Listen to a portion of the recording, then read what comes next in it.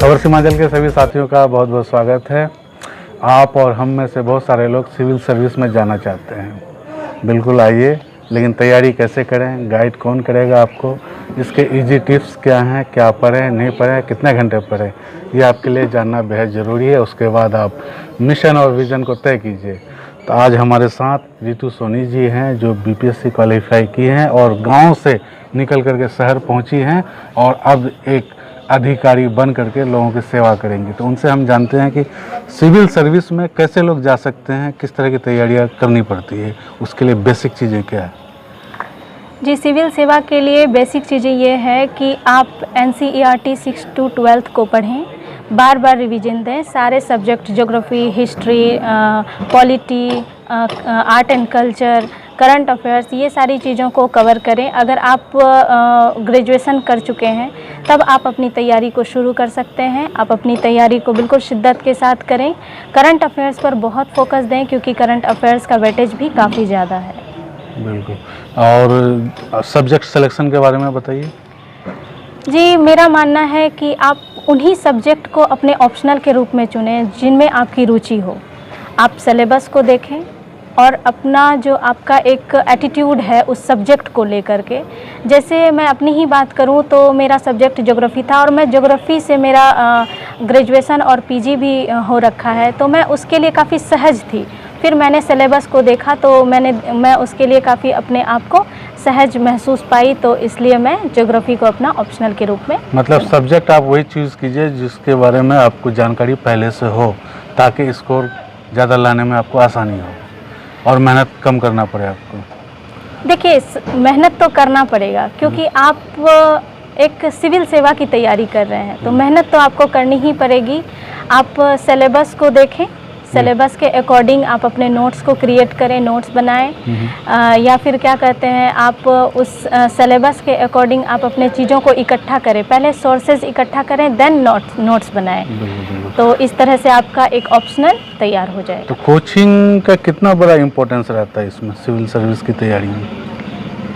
देखिए, कोचिंग आपको एक गाइड करने का माध्यम है। तैयारी तो आपको ही करनी है, वो बस आपको इतना बताएंगे सिलेबस में क्या क्या है। तैयारी आपको खुद करनी है। अगर मैं खुद की बात करूं तो मैंने बीपीएससी की तैयारी बिल्कुल सेल्फ किया है। कोई कोचिंग का सहारा नहीं लिया, किसी इंस्टीट्यूट का सहारा नहीं लिया।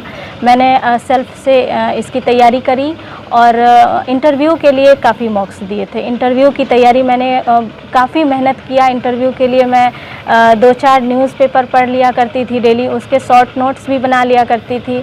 उसके बाद खुद का रिकॉर्डिंग मोबाइल में कर लिया करती थी कि मेरी वॉइस कैसी है, मेरा पिच कैसा है, मैं इंटरव्यू बोर्ड के सामने मैं कैसा बोल रही हूँ। फिर मिरर के सामने खुद का प्रैक्टिस कर लिया करती थी। तो आपके मेंटर कौन थे?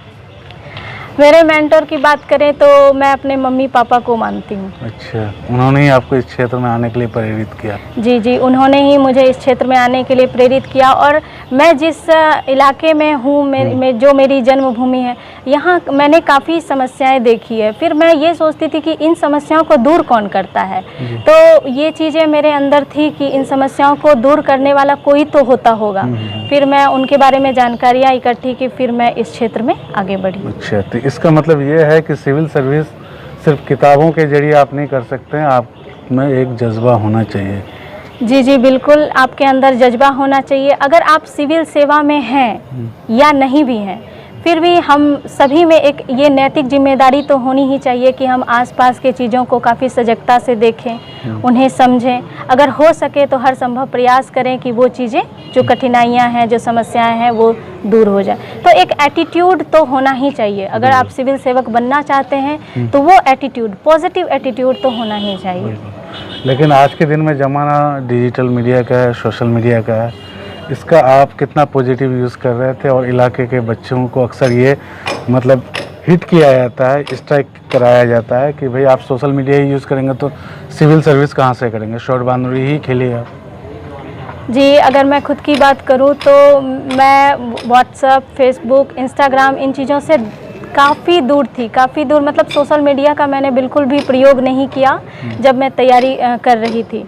हाँ, तैयारी के दौरान मैंने यूट्यूब, गूगल आदि का सहारा लिया, क्योंकि यहाँ आपको एक डिजिटल माध्यम में आपको चीज़ें उपलब्ध हो जाती है। तो अगर आप मेरा तो ये सजेशन रहेगा कि जब आप तैयारी कर रहे हो तो सोशल मीडिया से थोड़ा बहुत दूरी तो बना कर रखें, और जब आप फ्री हो, जब आप स्टडी नहीं कर रहे हो, तभी आप सोशल मीडिया का मतलब प्रयोग जो करें। चीज़ आपको डिस्ट्रैक्ट करे उन चीज़ों से दूर रहें, वक्त को जी, बचाएं जी, और जी, मेहनत बिल्कुल। करें, सेल्फ जी, स्टडी। बिल्कुल जी। तो आप जब घर पर स्टडी करती थी तो परिवार अक्सर खाना बनाना, बहुत सारे मेहमान आना, इन चीज़ों से आप कैसे मतलब टैकल करती थी? जी, मैंने सिविल सेवा की तैयारी के लिए तो मैं दिल्ली चली गई थी, लेकिन उससे पहले जब मैं अपनी शुरुआती स्कूली शिक्षा प्राप्त करती थी तो मेरे मदर फादर मतलब आपके रिलेशनशिप में, मतलब जी। रिलेशन में जो भी कुछ ये त्योहार रिश्तेदार, हो गया जी। या शादी विवाह का कुछ समारोह हो गया, तो उसमें भी मैं नहीं जाती थी। तो हालांकि ऐसा परिवार वालों की तरफ से कोई दबाव नहीं था कि आप नहीं, मैं खुद ही नहीं जाती थी। मैं सोचती थी क्यों ना मैं अपना समय इन चीज़ों में लगाऊं, पढ़ाई के ऊपर लगाऊं, ताकि मुझे बाद में काफ़ी सहूलियत अब हो। तो जाएंगे ना? जी जी अब तो बिल्कुल, रिबन बिल्कुल। कटेगी। जी जी बिल्कुल। चलिए चलिए, ये थी रितु सोनी जी जो बता रही थी कि सिविल सर्विस में कैसे जाएं, आप कैसे तैयारी करें।